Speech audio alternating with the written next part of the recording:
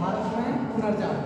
ठीक है, भारत में पुनर्जागरण का मतलब होता है कि भारत में नए आंदोलन जो व्यवस्था के लिए या फिर जो चल रही आ रही थी व्यवस्था, अंग्रेजों के द्वारा जो शासन किया जा रहा था उसमें जो उत्पीड़न हो रहे थे, जो शोषण हो रहे थे, अनेक प्रकार के आंदोलन किए गए। उन्हीं के बारे में हम भारतीय पुनर्जागरण में पढ़ते थे। कल हमने राजा राम मोहन राय के बारे में पढ़ा जिन्होंने ब्रह्म समाज की स्थापना की थी। आज हमको वैसे ही कुछ और आंदोलनों के बारे में पढ़ेंगे, जैसे कि नाम में लिखा है बंगाल, यंग बंगाल। क्या यंग बंगाल एक आंदोलन चलाया गया था जो सन 1828 में चलाया गया था हेनरी लुई विलियम डिरोजियो के द्वारा। ठीक, वैसे हेनरी लुई विलियम डिरोजियो एक हिंदी नाम नहीं है या ये कह लो भारतीय नाम नहीं, ये असल में एक एंग्लो इंडियन है। एंग्लो इंडियन जानते हो? एंग्लो इंडियन वो लोग होते हैं जो भारत के होते हैं लेकिन बाहर जाकर बस जाते हैं। ठीक है ना, तो ये एंग्लो इंडियन थे जिन्होंने यंग बंगाल आंदोलन चलाया था। इस यंग बंगाल आंदोलन के द्वारा इन्होंने भारत में व्याप्त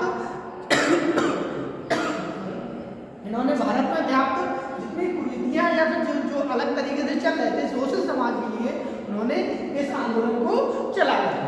दूसरा क्या है, ब्रह्म समाज। कल हमने इसके बारे में आप लोगों को बताया था। राजा राम मोहन राय जिन्हें हम आधुनिक भारत का जनक कहते हैं, उन्होंने ब्रह्म समाज की स्थापना 1828 में की थी और इसको आगे चलाया था।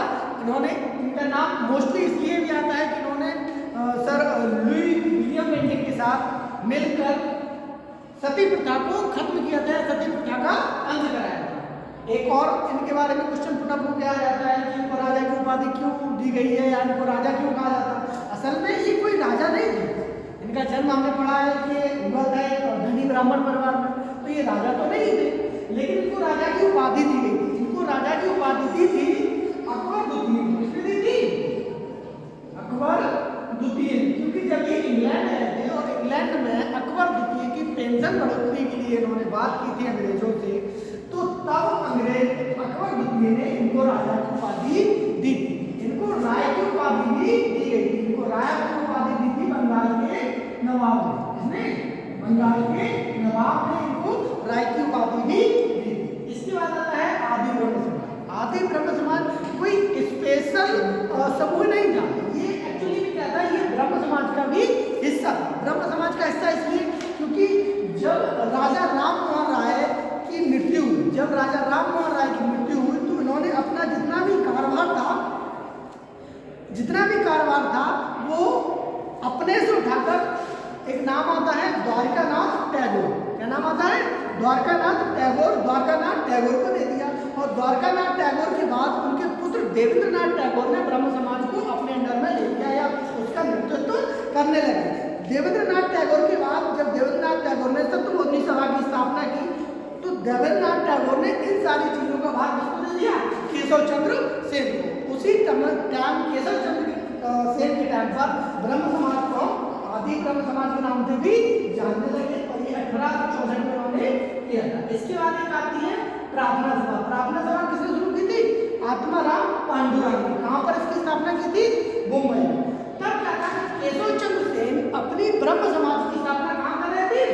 मुंबई में भी जाके कर रहे थे, लेकिन वहां पर आत्माराम पांडुरंग ने क्या किया, उस सभा के साथ साथ अपनी प्रार्थना सभा की भी स्थापना कर दी। प्रार्थना सभा एक ऐसी सभा थी जिसमें लोगों को बताया जाता है कि आप यदि किसी चीज को अपने तरीके से देखते हो या अपने तरीके से डिफाइन करते हो किसी चीज के लिए, तो उसमें आपको परिवार के साथ रहकर भी इन सारे उद्देश्यों को या जो आपने किए हैं समाज सुधार के लिए या किसी और चीज के लिए, समाज में परिवार में रहकर भी एक साथ आप उनको ड्राइव कर सकते हो। प्रार्थना समाज आत्माराम पांडुरंग ने शुरू किया था।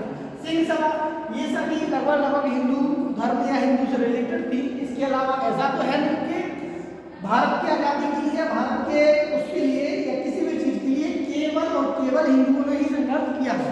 इसके अलावा मुस्लिम, सिख, ईसाई, इन्होंने भी इसके लिए संघर्ष किया है। इसी प्रकार से एक नाम आता है सिंह सभा का। सिंह सभा मतलब सिखों की एक सभा थी जिसे ठाकुर सिंह सलवानिया और ज्ञानी ध्यान सिंह ने अमृतसर में स्टेबलाइजमेंट किया था और सिंह सभा को उसको बनाया।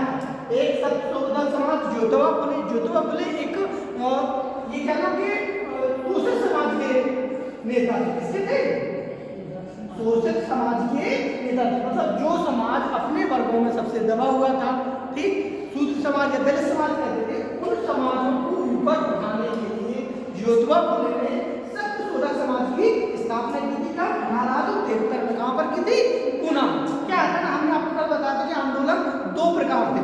कितने प्रकार थे हुए? दो प्रकार थे। एक आंदोलन वो आंदोलन थे जो सामूहिक आंदोलन थे और अंग्रेजों के खिलाफ, उनकी नीतियों के खिलाफ बढ़ रहे थे, और एक आंदोलन वो आंदोलन थे जो समाज में व्याप्त कुरीतियों के खिलाफ बढ़ रहे थे। समाज में व्याप्त कुरीतियों का मतलब है जो समाज हमारा दो भागों में बढ़ गया था, एक उच्च वर्ग और एक निम्न वर्ग। तो ये जो निम्न वर्ग था ये खुद की आजादी के लिए, अपने आप को इंस्टॉलमेंट करने के लिए, सबको बराबरी की आजादी के लिए ये खुद लड़ रहा था। तो ऐसे समाज का नेतृत्व किसने किया था? ज्योतिबा फुले ने किया था, और उन्होंने ही इस सत्यशोधक समाज की स्थापना की थी। इस सत्यशोधक समाज में उन्होंने बताया था कि सभी को इक्वलिटी का आधार मिलना चाहिए और सभी को बराबर रूप से समझा जाना चाहिए, कोई किसी को ऊपर या किसी को नीचे नहीं होना चाहिए। इसी तरीके से ये अलीगढ़ आंदोलन में सर सैयद अहमद खान ने बनाया था। यहाँ मुसलमानों का पूरा उपयोग किया जाता है, क्योंकि क्या था कि जब अंग्रेज भारत में आए थे तब भारत पर मुस्लिमों का आक्रमण था या मुस्लिमों का राज चल रहा।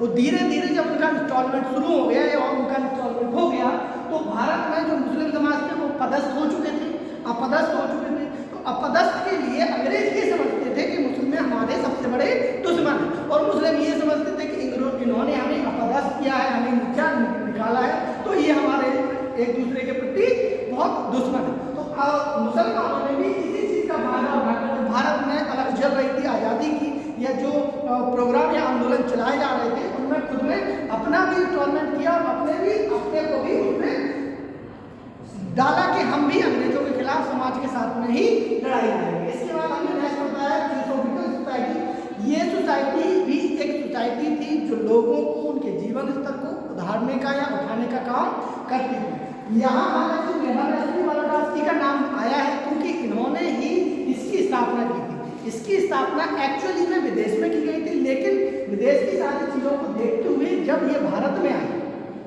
भारत में क्या था, भारत में ज़्यादातर ये चीज़ें चल रही थी कि जो एक समाज होता है, जैसे अगर हम थियोसॉफिकल की बात करें तो थियोसॉफिकल एक वर्ड है जिसका सीधा अर्थ होता है ईश्वरीय ज्ञान या ईश्वर का ज्ञान, जो ज़्यादातर कहाँ था, भारत में।